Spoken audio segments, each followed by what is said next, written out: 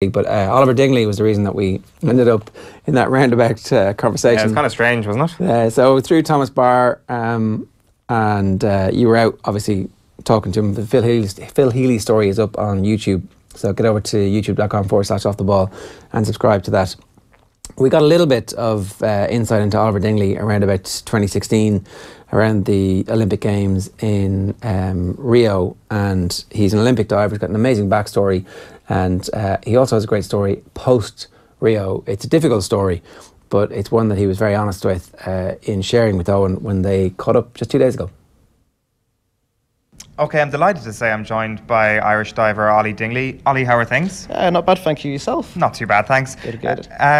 We were just speaking off air there that it's been a while since we've actually spoken to you on Off the Ball. We obviously had you in around Rio. I think we had you in last year, and it's the first time we've had you in 2018. We've been speaking to you this year. It's been a pretty good year for you so far. I'm having a great year. It really has been a really good year, a really rewarding year as well. Outside the pool and my education and life in general, it's been an adventure, but it's actually been a very short season, but yeah, very rewarding. So it's hoping that carries on going into the European Championships coming up. Absolutely, we'll chat about that in a moment, but first of all, it'd be great to just hear from you about what you are doing outside of the pool at the moment. So, well, in September I started college. Now, when I left school when I was 18, I generally thought that was school over, never again. I wasn't a huge fan of school. But I was very lucky that I went to a very good high school. But no, I thought diving was the way forwards. And in September, I felt like I needed to have a bit of a change. And I went back to education. I took on a challenge of education, and I took on film and broadcasting at Angel Street at DIT. And it's been absolutely fantastic. I went in there hoping to look more into the media aspect, but everything from script writing to creative writing to the audio was always great fun. The video content work, and just in general, just being in that learning environment has been fantastic. And I think that's really transcended into my diving as well, just having that kind of more rounded quality of life. Yeah, I'm sure it has. Is this something you've always wanted to do, that area of expertise? Yeah, I think so. I've always been interested in that and graphic design. But actually, popping into you guys in the studio last year, I absolutely loved. I'm a regular listener to the show, and I have a car now. That's one of the other big changes for me. Is now I have a car. Dublin Port were very, very kind, and they sponsored me a car, and it's kind of given me a whole new lease of life, because I used to live on this campus and I've moved off campus now, and it helps me get into the city. So I'm always an avid listener to radio and podcasts. So that route down in college, I was very, very interested in going into. Good stuff. So you've mentioned there all the different areas you're studying in that course at the moment. Is there any one thing you want to get into? Is it to be in broadcasting? Is it script writing? I'm sure it's too early. Too early, yeah. No, I'm still kind of dipping my feet into the water and different things, and we haven't been trusted with all the equipment yet. So we're newbies to it. I'm just finishing my first year now. I've actually got 2 exams to go. Right. The semester was nearly over, but I was away competing when we did our big exams. So I got those to happen when I get back from the European Championships. And then I'm on a holiday for a couple of weeks, hopefully, and then back into year 2. And would the lecturers and your kind of colleagues be very accepting of the fact that you've got this huge competitive element in your life, and they give you a little bit of leeway here and there? College has been fantastic, really, really good. And I'm on a sports scholarship scheme, and to be fair, I don't think half the people didn't really know what I did. So it was nice to go into an environment that was totally different to sport. And so everyone's pretty aware of my diving now. And the support has been fantastic. But it's been nice to kind of get out there. But yeah, college has been fantastic. The lecturers are fantastic. Just a really nice bunch of people to be around, as well as students. There's some 18-year-olds, some 19-year-olds, some people who are kind of late 20s. It's a nice mixture of people. So to be around in that environment, it's just been absolutely fantastic. To just the quality of life is just so much more rounded, and it has really been really positive going into my diving as well because of that. Yeah, that's interesting. It's one of the things you wouldn't really think of, is the social element of social life's great. Going to college, and now I'm very, very careful of how much socialising I do. But it's been absolutely fantastic. And like I said, I never wanted to go back to my education. And I looked to maybe going to university when I was younger. And I didn't think I was good enough to be able to balance both education and diving. Why not? And, I actually have dyslexia, like many people do. And I also a bit of lack of confidence, I think. It's one thing for me standing on a diving board.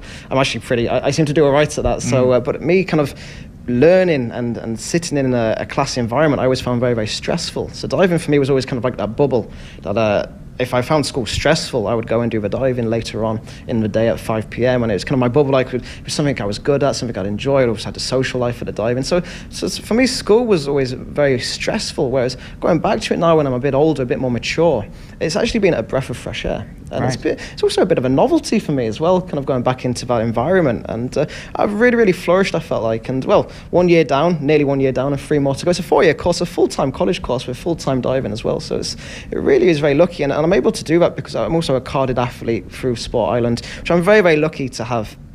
And we're here on the campus today, and you just go around and you can see what amazing facilities. And I used to live on this campus, and I've more than many athletes, I've really benefited from this setup up here, and it's important to have that distance, though. To a certain extent. It is, and because I used to live on this campus, I know what it's like living on where you live and where you train, and it's very, very good when you want to focus on events such as the Olympics. But coming back from the Olympics, I'm also I've had a life-changing experience, and I'm in many ways totally different. I kind of need to expand my own self, my own, hopefully gain some qualities. And it took me 2017 to really kind of find that out. And I found 2017 quite hard. Sure. Like many athletes do, kind of after the Olympic Games, you've had such a huge moment in life. And you come back and then you're back and it's done. And for me, I wanted to go to the Olympics since I was about 8 years old. And I was lucky enough, one of the very lucky athletes, just over 70 Irish athletes were lucky to go to Rio. And I was one of them. And so you come back and it's like, where do you want to go now? And it took me that year to figure out what I needed to do, or what I'd like to do even. And college was that thing. I thought, you know what? I think I've got to a stage now where I'm good enough to maybe give that a go. And if I wasn't good enough, then so be it. I've given it a go. But I feel like with the support behind me, and college have been fantastic. I've had a really, really good year. And it's been a hectic year. Full-time college course, full-time diving. And in many ways, you'd think the diving might suffer, but if anything, it's actually got better. And I've had my most successful year to date. So it's been a really good year, and I'm really looking forward to carrying this on going into the Olympics as well. It's great, and it's great to hear you speaking with such enthusiasm about that, because you mentioned yourself there, 2017 was tough, and like you mentioned at the start of the interview, having a car, and it's not just the convenience of that, it's the symbolism of that. It's like being able to afford that, and Dublin Port, as you mentioned, have been great to you to come on board and to give you a bit of financial support, because I guess last year to actually make a bit of money, you had to, I guess, stay in the pool, you had to give lessons, and ultimately every single element of your life was focused in on the aquatic centre here, which of course is a great facility, but you do need that break. Yeah, and like I said, I'm one of the lucky athletes who is a carded athlete, and I've obviously got to get those good results to be a carded athlete. So, 2017 was a hard one, and I was kind of going for a route that I didn't really know where. I was kind of meandering along, like what am I actually doing? And I was struggling with some dives. So one of the big aspects that I've changed this season, I'm starting to feel more comfortable with some of my dives. So after the Olympics, now I went to the Olympics and I did a bit of an easier dive list compared to a lot of the other people. Okay. And for me, it was outdoor diving, it was winter in Rio, the weather played havoc, and that got me through into the semi-final. I upped the DD a little bit and then went into the final, and then I found myself in an Olympic final. And for me, it was all about consistency, but it was 8th place, but I felt like we could do so much better than 8th place. So that meant kind of bringing out the big guns, the big dives, to be up there with the world's best. And so last season we added a reverse 3.5 into my list and a forward 4.5 somersaults, which is basically you get to the end of a board and hopefully you have to have a good takeoff as well. Yeah. The dive doesn't start at the end of a board, the dive starts as you're walking down the board, and you have to have a good takeoff to basically throw and hold on for your life and then go through the water with no splash at all. That's kind of how diving works a lot of the time. Sounds pretty easy. It has its moments. Sounds impossible. It has its painful moments, I'll tell you that. And last year was one of those years where it took me a while to kind of get those dives, and you know what, they didn't click at all throughout the whole year, and I was struggling to make them, do them in competition. Now in competition, I'm sure you can imagine the diving board, all of a sudden it feels a lot narrower, a lot more wobblier, and it's a lot more scarier. And that's one of the things that I worked really hard on going into Rio, was the psychological element of it, and kind of that tunnel focus and using all those factors around you, using to your advantage. And that's one of the things I actually found quite hard to do with these new dives. I felt like I implemented that quite well in Rio, but with these new dives it was a whole nother challenge. And in 2017 I was on a circuit called the World Series, which is just, it's an invitation only event, which is just for the best divers around the world. So I found myself in this arena where it's not the Olympics or the World Championships where it's the best divers in the world and then the group just behind, and if it's World Championships then there's you got the younger athletes trying to push up into that group. This really was a circuit for the very best divers in the world, and there was me trying to do these harder dives, and you can imagine the pressure on those. And it was my first attempt doing it, and they didn't go too great. But this season was the first season where we actually went to the British Championships as a team, and I won the competition, which was great. Come back, and because the British Championships, there's not many national championships in Europe that are harder than that. The depth in British diving, for example, is very, very good. And the standard is very, very good. And so to come away with a gold medal, and that's fantastic. But for me, it was the great thing was I was standing there, and I felt like, I can breathe. I know I can do these dives. And I did them. And then I followed it up later at a competition in Eindhoven a week later, and that's kind of gone into the World Championships as well. So we just had our World Championships only a couple of weeks ago, the World Cup, and I finished China, right? In China, in a place called Wuhan, which was a very interesting place. China's a fantastic country to go to, and I'm very, very lucky I get to. Was it your first time there? No, second time. Okay. Very, very lucky I get to go to some of these places. But Wuhan someone described it as just an average sized city, and I looked it up and it has over 10 million people. So it's one of these Chinese cities that is just a small city, 10 million people in there, and it's it's over 10 million people. I didn't see a single house. It was all apartment blocks, just as far as the eye could see. Just these skyscrapers went on and on. But that aside, so I digress. It's the World Championships, and my first two dives weren't great, and so I then had to rely on these two really, really hard dives to get me through into the semi-final. Yeah. So you have lots of divers, and then there's a big cut-off point, just top 18 to go to a semi-final. And I stood there, and I did those dives really well, and it got me into the semi-final. And then I was there in the semi-final, and then I made a world final, and so which is great. So top 12 in the world, and. Unfortunately, though, I messed up on one of those dives in the forward 4.5. I messed up in the final, and it wasn't through kind of lack of concentration or anything. I just somehow went higher than I usually do. So you ended up going 5. I wish I could have done 5 somersaults. But no, I got an extra half a metre of height out the board, and so I'm spinning around, and I'm thinking, how on earth, what do I do? And in diving, it's a sport, and every split second counts. And if you miss that split second, that's a medal gone. That's a world final gone or a semi-final gone. And I panicked, and I just washed it over, and I dropped that dive. But the really positive thing was I finished 7th. So 7th in the world with a missed dive. Yeah. Usually if you miss a dive, you're out. And if that had been like a score you were expecting, where would you have finished? You know what, I haven't actually really looked too much into it. I'm trying not to look too much into it, mainly because it'll annoy me. Yeah, sure. But there's so many positives I can take from that, because 7th in the world with a missed dive. It wasn't like I finished 7th in the world and dived out of my skin. I've got a bit of room to work with now, and that's the great thing going into like the European Games coming up. You're looking at the podium. Yeah. If I dive how I can dive, then I'll definitely be in that group. Now Europe is the most depth. It's a very, very hard continent for diving, which is, for me, it's fantastic to be involved in that. So you've got the Russians, the Ukrainians, the British, the Germans, the French, the Italians, and now the Irish, which is great to see, and it's great to be a part of that. And I'll definitely be there in that medal push. I like to think I will be anyway. I know if I dive how I can now. I never tried to look for the results too much. I tried to, one of the things I worked on was just a one dive at a time process, because, if you miss that dive, then you're gone a lot of the time. So you don't want to be thinking about the outcome, because that's when you then get too stressed in competition. And it's in a sport like diving, when that board feels narrow and the board gets wobbly, it's a very scary sport to be in. It's very lonely sometimes to be stood on that diving board. And so it's all about keeping in check those motions. So I'll be looking for like a one dive at a time process. I do that first dive, good, get it over with. If it was good, it was bad, I'm on to the second dive now. I'm not worrying about the third, not worrying about the previous, just onto that second dive. And then I found that technique at the Olympics really helped out when some people were messing up around me. Now, at the Olympics, this is how kind of uneven diving can be. At the Olympics, the Olympic champion from London 2012 didn't make the final. He finished 18th. The world champion from the previous year didn't even make the semi-final. So that really is, if you miss a dive in diving, then it's gone. Yeah. And so that's what makes it so exciting. It's a great spectacle to watch, and it's great to be involved in that as well. And I love that kind of will it, won't it go. It's even for me, sometimes I'm on the board thinking will it, won't it, but now I've got to a stage where I'm thinking no, it will. Yeah. Which is a great place to be in. Absolutely. It sounds like things are flying for you at the moment. It sounds like the next 2 years, when we kind of come through the other side of this Olympic cycle, it sounds like momentum is really on your side. my list, which is a back 3.5. So this one's a really hard one because you stand backwards, you have no momentum going out the board, so it's all just brute strength, just trying to get out the board and then fit 3.5 somersaults in before you go through the water. And so it'll be. Have you tried that before in competition?